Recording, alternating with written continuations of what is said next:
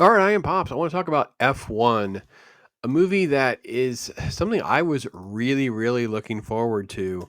The idea that I'm going to get the director of Top Gun Maverick with Brad Pitt, sort of having the old guy coming back to the sport of racing, having F1 brought to us with that sort of attention to technology and realism and having all of that.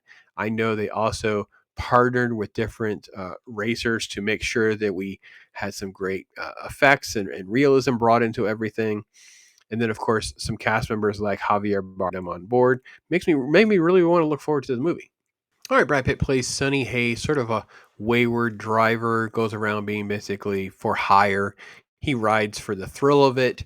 And Ruben, played by Javier Bardem, has recruited him to come in and try to mentor to this team. That's the next to him is their sort of like rookie young driver, the hotshot guy, very talented, Joshua Pierce, JP, and they can't win a race. They're completely last all the time. They're just terrible. And Brad Pitt's character, Sonny, is just kind of a renegade. He does all sorts of crazy things, but he has sort of like the feel for everything. He's just sort of like a savant at doing this. And it really is amazing to see the camera work and get a feel for what it was like behind the wheel. And you get that image and that feel you had from Top Gun Maverick, the veteran that's just exhausted.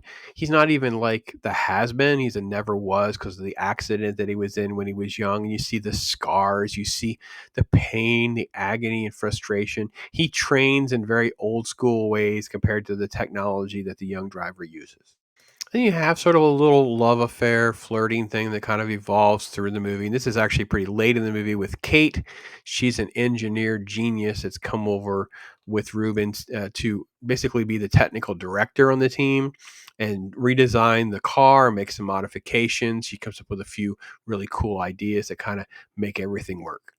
And I'll say for Carrie Condon, she actually has some great moments in this movie, kind of involved very much with how the plot will move along. She's sort of like the basis of us as the audience watching how everything plays out and the conscious for what actually should happen. She moves forward, she brings the two of them together to kind of sort it all out. And Brad Pitt's character, of course, is got his opportunities. He takes advantage of them. And at the end of the day, it's about winning that one race. And I will say that I'm going to get to the point of the movie's a little on the long side for me and why I feel that way, but it's an incredibly enjoyable experience. It's an expensive project. It was a very expensive film to make. The score is tremendous. Hans Zimmer does a great job. And I know people are going to be mad because there is a lot of pop music in this or rock music in this, but I love those moments. I think they did a good job with that. The story goes along pretty well as you would expect, and then there's sort of a twist where the guy that's on the board running the company of Ruben's team is basically creates a fraudulent document to have this part that Kate developed removed from the car, so now they're not going to win. It messes up everything. Sonny's motivation and his self-esteem kind of goes sideways on us. He has this accident, he has vision problems, all of this, and he shouldn't even be racing, but he is going to race. All of that should have been cut out. There was no reason for any of this. It doesn't really go anywhere. Even with the vision thing, it doesn't come into play again later. It's just like one of these things that pops up. They make a reference to it, then it leaves again. I don't think we needed that extra minute. That 15, 20 minutes could have been just cleaned up and buffed out. I have no problem that the board is trying to take stuff from Ruben. They kind of lost sight that the motivation here is just win one race. Just keep the focus on we're at our final race. We have to win, Sonny. And yes, JP's coming along. We have to win. And you feel like Sonny is setting things up for JP to win that race. It all works in the direction that the story goes. Like I have no problem. I just think we derail the story for a minute, and I think that we have the balcony scene. I saw the image I showed you earlier with Kate. He talks about why he's even doing this. They go into the final race with all this pressure. You can have the board sort of colluding there, like, hey, we're going to take it over. They're celebrating. They're going to take it over from Ruben. They don't even have to. I guess they could or couldn't keep the Sony contact thing where they're trying to like bribe him to come over and be with them when they take over. That's fine, but the whole accident derailment, none of that was necessary. It doesn't really change that final sequence for me at all. I thought it was just brilliant. I loved it.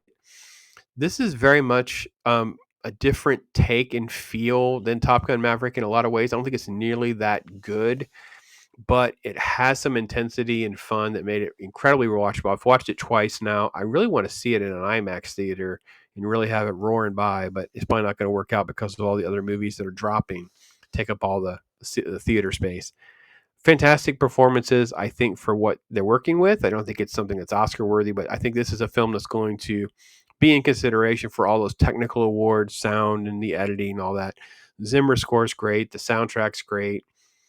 And Brad Pitt's kind of cool to see, man. I gotta be honest, I ended up down the rabbit hole watching some other movies of his recently and thought to myself, he's really an underrated actor. He doesn't get credit for the diversity of some of these roles that he mixes in.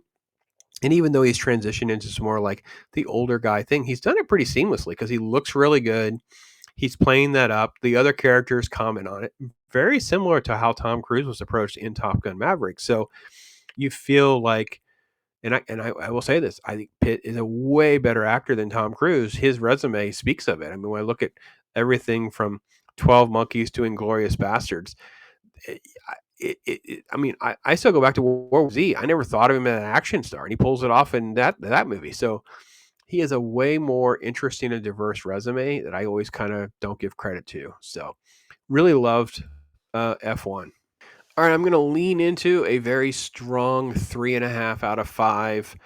Probably closer to a 4 for me because of the rewatchability. It's just that last 20 minutes. I just don't care about that last. There's like this piece that's like between the second and the third act kind of connective. That stuff is just unnecessary. And if I kind of on my rewatch, I tweak through that and have an incredible rewatchability on it. But that's really the only thing holding this up.